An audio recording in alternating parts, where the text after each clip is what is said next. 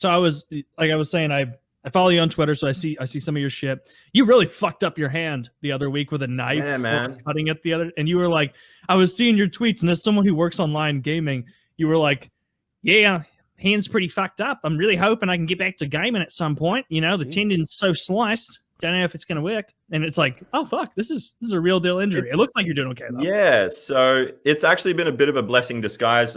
This was and how did you do it? How did you do it for the people out there?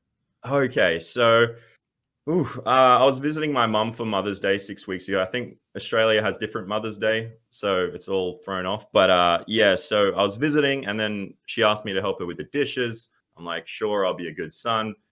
And I'm watching TV as I'm rinsing a glass, and it hits the tap, the faucet, and just shatters in my hand. But I wasn't paying attention, and I tensed and squeezed, out of panic. And it just completely, you can see a scar here. Yes. You can see how fucked up it is there. Ooh, oh my God. Like, this is 6 weeks later. I still can't straighten them completely. It's basically 3 hours a day, like in 15-minute increments now. So yeah, like instantly my finger was just dangling there. There was blood everywhere. I haven't seen that much blood ever besides like a night out with a girl. But it was just, and it was funny the next morning, because we went to the emergency room that night. It was like 11 p.m. It was a terrible Mother's Day for my mum. I feel so bad. So I'm going to make it up to her somehow, figure it out. But we get to emergency room. I hope she learned her lesson about asking for help with the dishes. Yeah, that's the thing. I'm never doing dishes again in my life. Woman's work. Yeah, exactly. It's too dangerous for a man, clearly. Yeah, I've been having a lot of sympathy matches on Tinder. So I joke around like, well, can you come around and do the dishes? And then I don't get heard from ever again. So, you're not making jokes about how you can't beat off yourself? No, so that I had it in my bio. It said, I'm actually right-handed, but in my bio, it said, I'm left-handed. Can you help me out? Or something along those lines. But I took that out now. So you went to the hospital. I interrupted your story. Where were you? Yeah. Oh, so yeah, got to the hospital. They're like, they wrap it up. Then they do some scans and everything. And then they pretty much tell me, you're going to have to go to a specialist, like a different hospital tomorrow. We'll book you in. So then we went to sleep, woke up the next day, went straight to another hospital. And then they unwrap everything and they're like testing it. So they put my hand on, like they put it on the table. And they asked me to try and move my fingers. And I felt like one of those complete retards that try and move things with their mind. Yeah. Yeah. So I'm there just like, and nothing's moving. Which and fingers? I'm just like, sorry? Which fingers? Okay. So the ring finger was 100% through. Mm-hmm. Through the tendon. So it was still attached, but it was like the tendon was completely severed.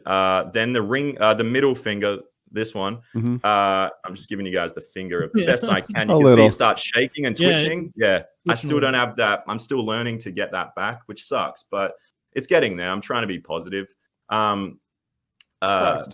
yeah, so that was 80%. Sorry, that was 80%, 100%. Thumb was 20%.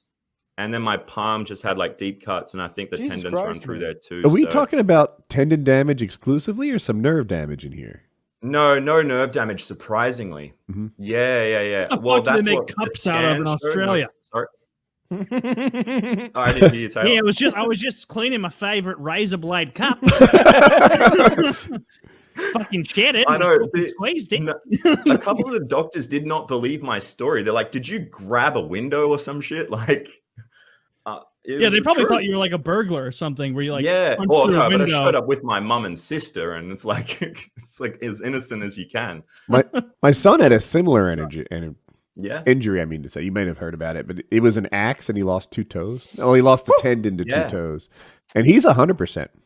So he's better now. He's How long did it take him? Like 12 weeks. So his situation is a little different than yours. I want to say he was in a boot for like 10 or 12 weeks where they told him not to use it. Like the whole point of the boot, it had like your shoes kind of flat on the bottom. This had an arched bottom, so it would sort of roll and he would walk, and he would never use his toes in any kind of exertion. So he didn't even try to use it for like, forget if it was 8 weeks or 12 weeks. And then when he came out of it, he sort of quickly got back and was okay. Your injury is fucking with me so much. Like I'm glad you're doing better, because that's one of Thank the you. kinds of injuries that I dread the most, like tendons specifically, because I feel like, man, that's got to be so frustrating. And you game, right? Like your Yeah. WASD has to be so fucked right now, So because that's your WASD. So that's the thing. I used to be a console gamer. I still do jump on there for certain games to play with some mates and stuff. But I've been primarily a PC gamer over the last probably since late 2016, so almost 4 years. And I was playing a lot of Warzone. Like I was playing like 30 hours, 40 hours a week, which is a lot. Like, because I'm doing other stuff, Kyle. I'm not just sitting there, or like Woody playing Tarkov 200 hours a week.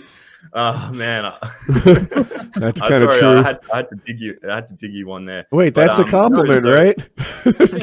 Have you seen the man's hideout? I do ask you guys later on, if you got time, like what it's like to start Tarkov, but because I do want to get into it once my fingers work properly. I'm still not allowed to game because it's too unpredictable, the movements. Like I could be like doing something and I'm not allowed. But this is what I was wearing. This was on my hand for 6 weeks. I just got it off a couple of days ago. Looks cool. It comes on and off, but you see how it's shaped because the tendons had to be in that position for so long. And I was not allowed to use my hand. And it sucked because things like tying your shoelaces, I had to get friends that live close by to come and double knot all my shoes and to make them so I can slip them on and off. And like dishes, I got my sister to come around, and that's pretty funny. Yeah. Well, not really. That sucks, but it is funny.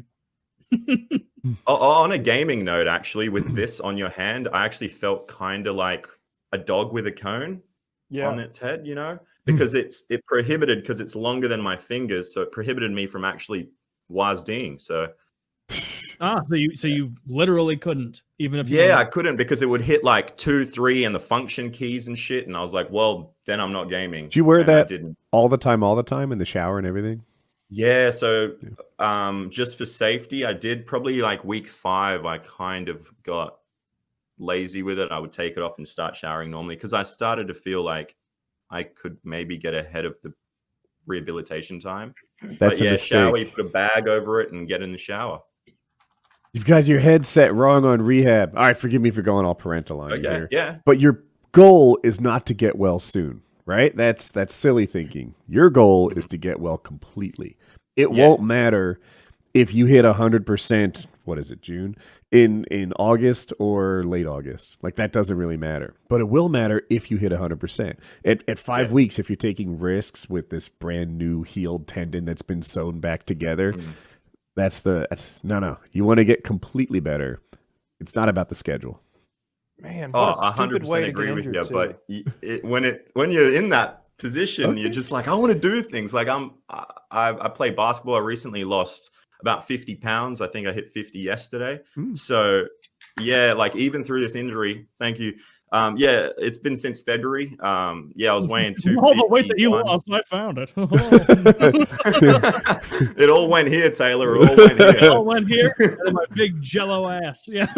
No, so I went and watched my team play last week and tonight basketball, and I was still wearing the guard, and I'd just go up halftime and just shoot buckets. But I'm making sure I'm not putting any pressure on this hand. Like, it's literally a guide hand. I'm right-handed, so somebody's gonna be like, think fast, and throw you like a fast one.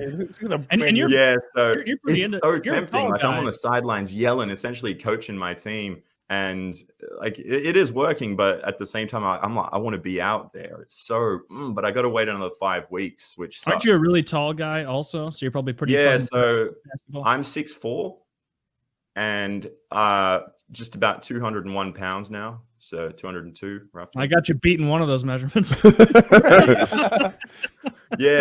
I went from a heavyweight to a light heavyweight. I'll take that. But I am going to start building muscle now on top of that, because I don't want to stay skinny fat, essentially.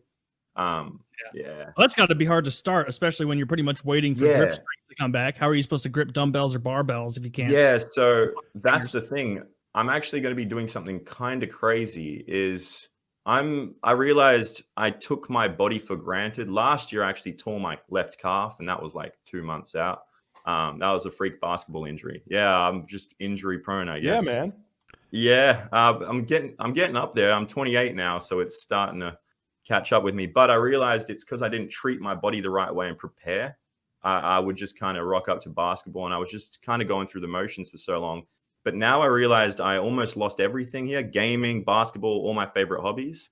So what I'm going to be doing is, because I work from home, I do my own thing, and I've got time and like funds to do what I want. I'm actually going to be completely psycho, and I'm going to try and become somewhat of a semi-professional basketball player. I'm hiring a personal trainer twice a week and a professional basketball trainer who trains professional players twice a week, then also doing other training.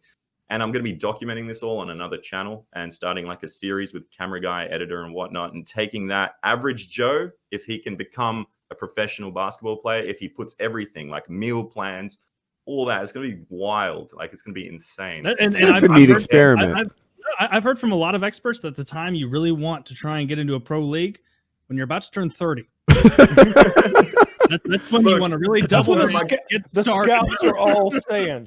I'm looking for a guy 28, 29 years old. Just right on the cusp of, his decline. But do you want a guy who's a sure thing, Kyle, or do you want to gamble? I really want to roll the dice on it. I can tell you. Look, hey, a guy that's gone through a calf tear and tendons torn, and am I in heaven? Why is my shit so bright? You're being fucking abducted over there. Hold on. I'm finding my that's webcam. Literally God coming in. Don't do it. You cannot play ball at a professional level. I think it's the exposure. Took your hand, I can take your life. Hold on. I'm changing my settings. Exposure, I think. Is this better? Wait. There you go.